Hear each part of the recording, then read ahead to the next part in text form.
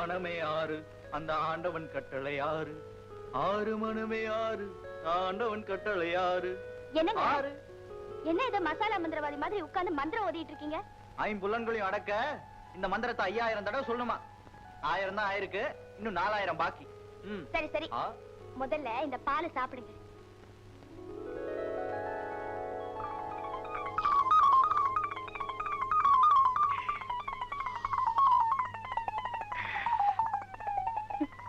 என்ன இந்த ஆளு பாலை எப்படி குடிக்கிறாரு? பாலையே பாத்திருக்க மாட்டாரோ? பால் ரொம்ப ருசியா இருக்கு, இன்னும் கொஞ்சம் கொண்டு வரியா? கொண்டு வந்து என்ன பிரயோஜனம்? எச்சில் பாலுக்கு ஏகப்பட்ட சுவைன்னு சொல்லுவாங்க, அதான் எனக்கு கிடைக்காம போயிடுச்சே. ஐயோ, எச்சில் பால்லாம் குடிக்க கூடாது, குடிச்சா கண்ட கண்ட வியாதி வரும். ஏன் இப்படி ஆயிட்டீங்க? எனக்கு ஒண்ணுமே புரியலையே. உனக்கு ஒண்ணும் புரியாது. ஆறு மனமே ஆறு. என்னங்க ஏன் தள்ளி போறீங்க? தனியா படுக்கதா? ஐயோ, இன்னைக்கு நாம 2 பேரும் சேர்ந்துதான் படுக்கணும். ஐயோ, இது என்ன முதலுக்கே மோசமா இருக்கு? முதல்ல மோசமா தான் இருக்கும், போக போகத்தான் சொர்க்கமா இருக்கும். அம்மாடி, இந்த காலத்து பொண்ணுங்களை நம்பவே கூடாதுப்பா. இன்னும் என் கீதாவை காணுமே. இதுக்குதான் கல்யாணம் ஆன உடனே பகலே சாந்தி முகூர்த்தம் வைக்கணுங்கிறது. யாரு விடுவாங்க உலகத்துல? போற போக்க பார்த்தா ஒரு ரோஜா கூட மிஞ்சாது போல இருக்கு. கீதா, சொன்னதெல்லாம் ஞாபகம் வச்சிருக்கல? முதல் இரவுல மாப்பிள்ளை கிட்ட எப்படி நடந்துக்கணும்னு எனக்கு எல்லாம் தெரியும் அத்தை. தெரியுமா? எப்படி? எலிமெண்டரி ஸ்கூல்ல இருந்து காலேஜ் வரைக்கும் இத பத்தி தானே பேசிக்குவோம். எனக்கே கத்து கொடுத்துருவ போல இருக்கேன். நட நட நட.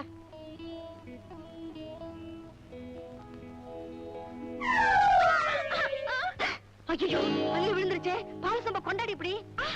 நான் கொடுக்க மாட்டேன், அத்தானுக்கு நான் தான் கொடுக்கணும். நீங்க கொடுக்கறது முறை இல்ல. அல்பா அல்பா, நான் அதுக்கு சொல்லலடி. தோல்ல பள்ளி விழுந்தா தோஷம். 10 நாளைக்கு தாம்பத்திய உறவே இருக்க கூடாது. வா வா, தனியா படுத்துக்கலாம். அத்தை, அவரு 20 வருஷமா தனியா படுத்திருந்தவரு 10 நாளைக்கு தனியா படுத்திருந்தா ஒண்ணும் ஆயிடாது. பாடினா என்னங்க? என்னங்க? என்ன இன்னைக்கு எங்க 10 மட பாட்டி உங்க மனசு கோணாம நடந்துக்க சொன்னாங்க. எங்க பள்ளத்தூர் பாட்டி என்ன சொன்னாங்க தெரியுமா? இன்னைக்கு நான் ரொம்ப சுத்தமா இருக்கணும்னு சொன்னாங்க. பாட்டிகளை விடுங்க, நானே கேக்குறேன், உங்களுக்கு என் மேல ஆசையே இல்லையா? ஆசை இல்லாமல கல்யாணம் பண்ணி கொண்டேன். ஆனா நீ என்னென்னமோ சொல்றியே, அதான் எனக்கு ஒண்ணும் புரிய மாட்டேங்குது. ஐயோ, இவருக்கு எப்படிதான் புரிய வைக்கிறதோ.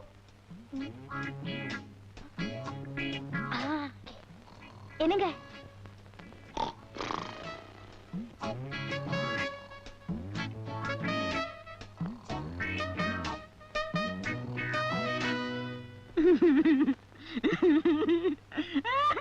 அடி பாவீங்களா, பள்ளியை காமிச்சு என் கீதாவை பள்ளி அறைக்குள்ள வராம பண்ணிட்டீங்களே.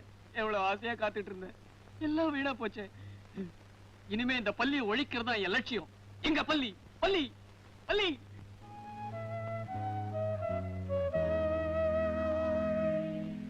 எங்கம்மா போற? அவர் காஃபி கொடுக்கணும், அதான் கிச்சனுக்கு போறேன். ஐய, விவரம் தெரியாத பொண்ணா இருக்கியம்மா. சாந்தி முகூர்த்தம் ஆயிருக்கு, குளிக்காம எதையும் தொடக்கூடாதுமா. நீங்க நினைக்கிற மாதிரி அப்படி எதுவும் நடக்கலமா? என்னங்க பொண்ணு சொல்றத கேட்டுக்கிட்டு தாண்டி இருந்தேன். நம்ம முதல் இரவுல கூட நீ முதல்ல என்ன பார்த்து பயந்த, ஐ மீன் கூச்சப்பட்ட. சுருங்க சொல்லி விளக்கறதுக்குள்ள விடிஞ்சு போச்சு. விடிஞ்சதுக்கு அப்புறம் தானே நம்ம 2 பேருக்குள்ள கச்சா முச்சா. உங்களுக்கு எந்த நேரத்துல எதை பேசுறதுன்னே தெரியாது. நீ தாண்டி ஒண்ணும் தெரியாத பொண்ணா இருக்கிற. அவங்க ராத்திரி பூராவும் ஊர் கதை பேசிருப்பாங்க, பகல்ல உணர்ச்சி வசப்படுவாங்க. சோ இன்னிய நைட் தான் அவங்களுக்கு ஃபர்ஸ்ட் நைட். விடுங்க விடுங்க, நம்பவே முடியாது. ஏண்டி, வயசான என்ன பார்த்தா நம்ப முடியாதுன்ற? இந்த காலத்துல வயசு பசங்களை விட வயசானவங்க தான் அதிக சிலுமிஷம் பண்றாங்க. What is the meaning of Silumisham? சிலுமிஷம்னா என்னன்னு தெரியலையே. இன்னைக்கு ராத்திரி புஸ்தகத்தை ஒரு புரட்டு புரட்டிடுறேன். அக்கா, ராஜா, என்ன ஆசீர்வாதம் பண்ணுக்கா. நல்லா இருப்பா. ஏண்டா, என் கண்ணு தெரிஞ்சு கூட உன் கல்யாணத்துக்கு வர வேணாம்னு சொல்லிட்டேன். இப்ப தனியா வந்து ஆசீர்வாதம் வாங்க வந்திருக்கே, உன் பொண்டாட்டிங்கடா. எனக்கு அவளை பார்க்கணும் போல இருக்குடா. கொஞ்ச நாள் பொறுக்கா, நீ அவளை பார்க்காமல இருந்துற போற. எல்லாம் ஒரு திட்டத்தோட தான் செய்யறேன். எப்படியோ நல்லபடியா வாழ்ந்தா சரி.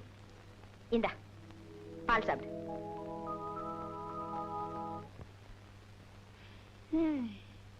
ஒரு பொண்ணுக்கு கல்யாணம் ஆகும், சாந்தி முகூர்த்தம் நடக்கும்னு கேள்விப்பட்டிருக்கேன். இங்க என்னடானா கல்யாணம் ஆகியும் கன்னியாவே வாழ வேண்டியிருக்கு. எல்லாம் இந்த பள்ளத்தூர் பாட்டியால வந்த வேலை. உனக்கு பாட்டியம்ம, எனக்கு பள்ளியம்ம. கீதா, முதல்ல இந்த பாட்டிகளையும் பள்ளிகளையும் ஒழிக்கணும். அப்பதான் ஃபர்ஸ்ட் நைட் பீஸ்ஃபுல்லா இருக்கும். ஏண்டி, உன் ஃபர்ஸ்ட் நைட்ல ஒரு டுயட் கூடவா பாடல? வந்த மியூசிக் டைரக்டர் சரியில்லை. அங்க எப்படி கம்போசிங்கே நடக்கலடி. சரி, உன் விஷயத்த சொல்லு. வயிற்றுல கிளப்பாதடி. 6 மனமே 6ன்னு புலம்பிக்கிட்டு இருந்தாரு. ஏதோ பட்னத்தாரோட ஃபர்ஸ்ட் நைட்ல இருந்த மாதிரி இருந்துச்சு. ஆமா, நாம இப்படியே இருந்துட்டா எப்படி? உடனே போராட்டத்தை தொடங்க வேண்டியதுதான்.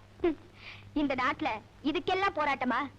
அறிவு கெட்டவளே, ஆம்பளைங்களை வசியப்படுத்தி தாண்டி ஜெயிக்கணும். எப்படி வசியப்படுத்துறது? அத நம்ம வீட்டுல இருக்கிற கிழ ஜோடிகளை பார்த்து தெரிஞ்சு வச்சிருக்கேன். அத இந்த இளஞ்சோடிகள் ஃபாலோ பண்ண வேண்டியதுதான். அப்படியா? ஏய், எனக்கு சொல்லி கொடுக்குறியா? கிட்டவா, சுருங்க சொல்லி விளங்க வச்சிடுறேன்.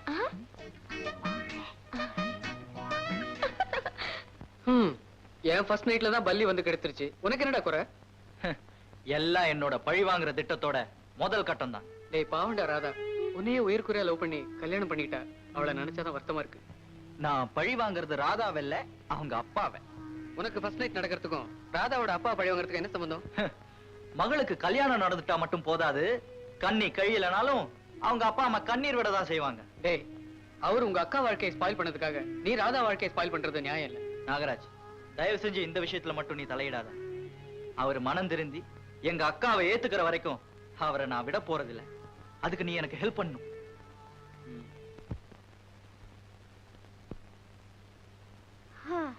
தாலியை கட்டுறதுக்கு முன்னாடி தனியா குளிக்கணும், தாலியை கட்டினதுக்கு அப்புறம் துணையோட குளிக்கணும். அதான் ஜாலி. இத கூட புரிஞ்சுக்க மாட்டேங்குதே ஜடம்.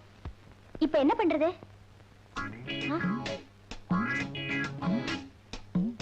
ஜடம் ஜடம், என்னங்க என்னங்க, என்ன உங்களுக்கு ஃபாரின் சோப் கொண்டா கொண்டா. எங்க கைய நீட்டிட்டு இருக்கேன்ல. ஆமாமா, கையெடு, கதவை சாத்தணும். இப்ப என்ன பண்றது? ஷாம்பு.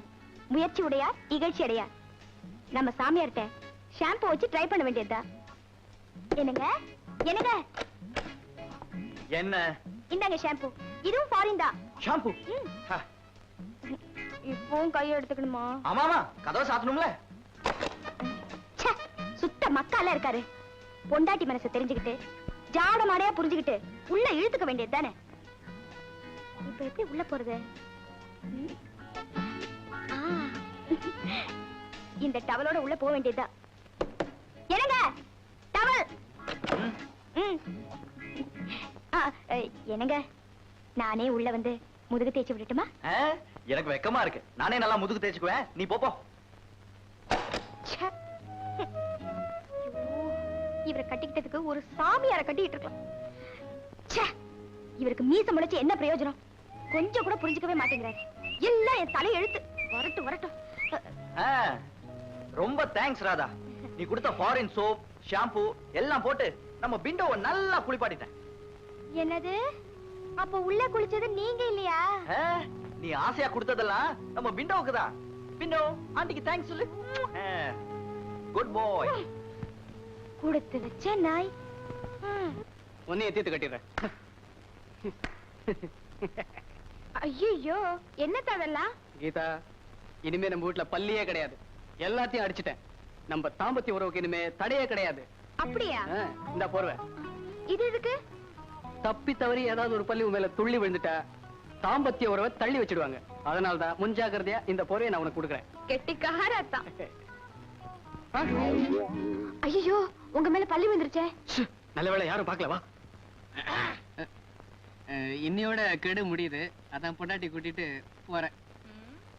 கொஞ்ச நேரத்துக்கு முன்னாடி உங்க மேல பள்ளி விழுந்ததே. ஆம்பளை மேல பள்ளி விழுந்தா ஒண்ணும் தப்பு இல்ல. யார் சொன்னது? பொம்பளை மேல பள்ளி விழுந்தா 10 நாள் தள்ளி இருக்கணும். ஆம்பளை மேல விழுந்தா எத்தனை நாள் பிரிஞ்சு இருக்கணும் தெரியுமா? 60 நாள். 2 பேரும் பிரிஞ்சிருங்க. இந்த பள்ளியை கூட சமாளிச்சலாம் போல இருக்கு. இந்த யானையை சமாளிக்க முடியலையே. குண்டு, இந்த இளஞ்சோடிகளை பிரிக்காத. கொஞ்சம் இறக்கம் காட்டு. முடியாது. அப்படியே நீங்க உள்ள போகணும்னாலும் என் பிணத்து மேலதான் நடந்து போகணும். அப்படியே உன் மேல நடந்து போனா கூட ரூம் போய் சேர்றதுக்கு 60 நாள் ஆகும். சும்மா புலம்பாதீங்க. சீக்கிரம் 2 பேரும் பிரிஞ்சு போங்க. போங்க.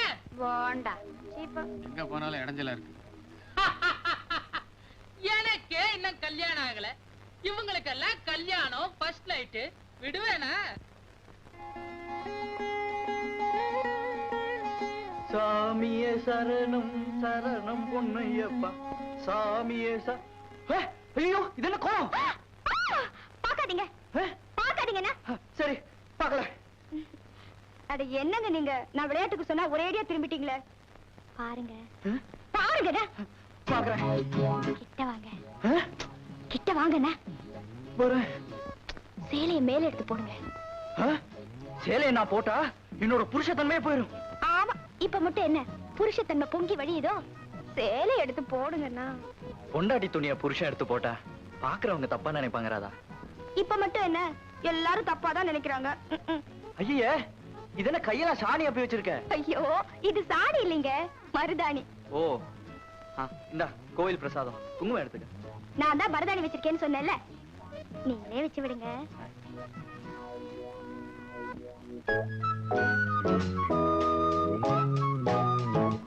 அடாடாடா உன் முகத்துக்கு குங்குமம் எவ்வளவு அழகா இருக்கு தெரியுமா? என்னை விட உங்களுக்கு தான் ரொம்ப அழகா இருக்கு. புரியுது. அல்வாக்கு தானே அலையிற. அலையாத அலையாத. இந்த உனக்கு என்ன வாங்கி வந்தேன். கையில கொடுத்தா எப்படி? சரி உங்களுக்கு? சிரி வேண்டாம்.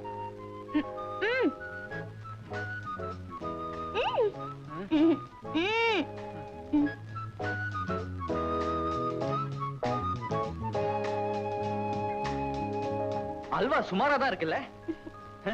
இதுக்குதான் உங்ககிட்ட எதையும் வாங்கி சாப்பிடக்கூடாது. இவருக்கு இது போ.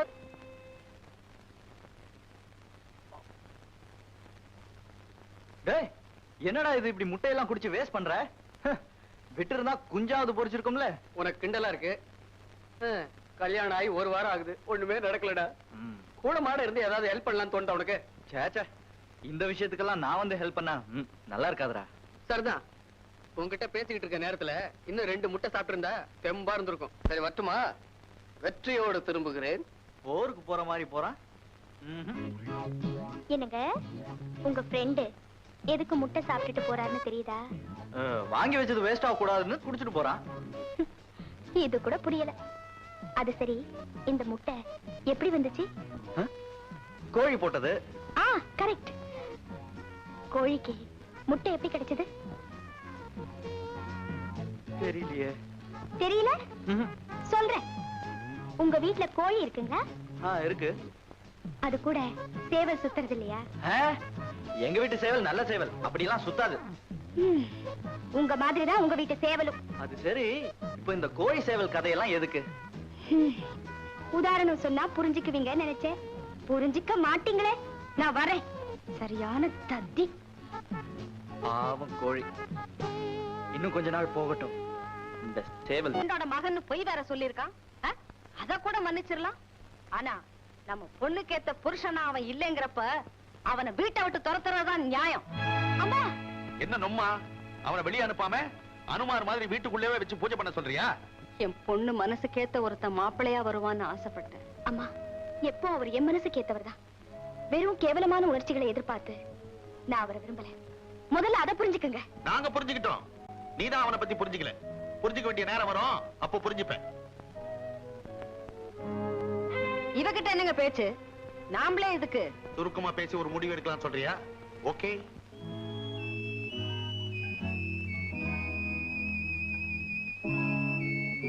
ஏன் ராதா ஒரு மாதிரியா இருக்க? உங்க அப்பா கிட்ட எல்லா விஷயத்தையும் மறைச்சிட்டேன்னு வருத்தமா? இல்லைங்க, நீங்க என்கிட்ட கூட சொல்லலந்தா நான் வருத்தப்படுறேன்.